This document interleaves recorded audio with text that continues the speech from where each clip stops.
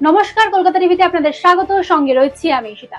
আজকে কথা বলবো একটু সোনার দাম নিয়ে। সোনার দাম নিয়ে আলোচনায় আসা যাক। তবে সোনা কিন্তু আমাদের কাছে শুধুমাত্র অলংকার নয়, ভারতীয় সংস্কৃতিকে সোনাকে আমরা স্ত্রীধন বলি। পরিবারের সঞ্চয় এবং আমাদের সকলের বিপদের সময় কিন্তু অন্যতম ভরসা এই সোনা। কিন্তু বর্তমান যুগে সোনার দাম হু হু করে বাড়ছে, কার যত আকাশ ছোঁয়া। মধ্যবিত্তের কাছে এখন সাধ্যের বাইরে সোনার দাম। এক সময় যে 10 গ্রাম সোনার দাম ছিল 79 টাকা, আজ তা পেরিয়েছে 1 লক্ষের গন্ডি।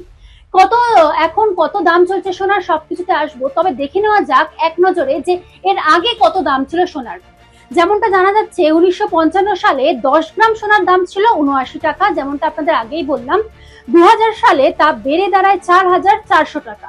2010 সালে 18,500 টাকা থেকে 2020 সালে দাম পৌঁছায় 48,651 টাকায়। আর 2025 সালে তা ছাড়িয়ে যায় 1 লক্ষ টাকার উপরে। বর্তমানে 1,60,000-এর গন্ডি পেরিয়েছে এই সোনার দাম। কি জানা যাচ্ছে কেন এত সোনার দাম বাড়ছে? বিশ্বজুড়ে যুদ্ধ, অর্থনৈতিক অনিশ্চয়তা এবং শেয়ার বাজারের অস্থিরতায় সোনাকে নিরাপদ হিসেবে বেছে নিচ্ছেন বিনিয়োগকারীরা।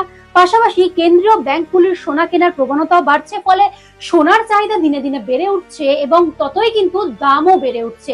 এখন প্রশ্ন হচ্ছে একটাই, যে এই সোনার দাম কি 3 লক্ষের গন্ডিও পেরোতে পারে?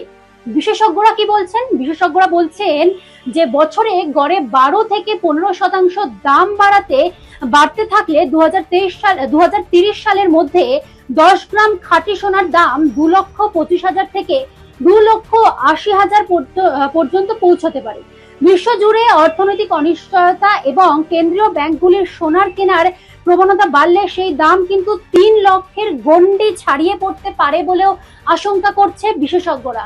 অর্থাৎ সোনার এই দামের দৌড় এখন কোথায় গিয়ে ঠেকে, সেটাই কিন্তু এখন লাখ টাকার প্রশ্ন। এখন এ পর্যন্তই। দেখতে থাকুন কলকাতা টিভির রাত দিন 7 দিন।